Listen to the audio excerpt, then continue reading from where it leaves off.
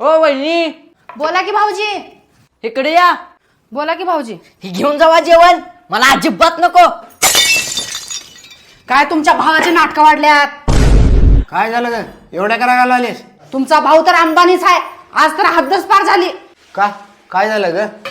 एवढा चांगलं जेवण बनवून दिल ती, टाकलं माझ्या तोंडावर आणि मला उलट बोललाले.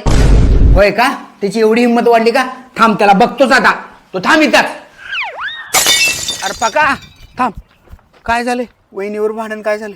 अरे काय सांगू दादा तुला, वहिनी दररोज ते भोपळ्याचीच भाजी खायला द्याल्यात. खाऊन खाऊन मला कंटाळा आलाय.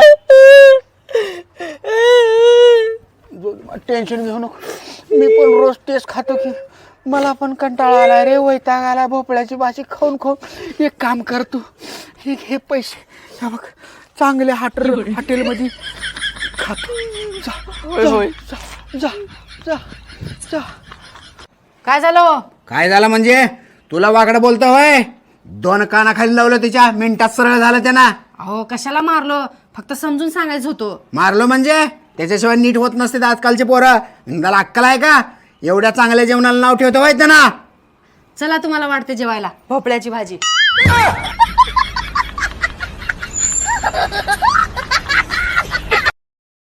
Download ShareChat.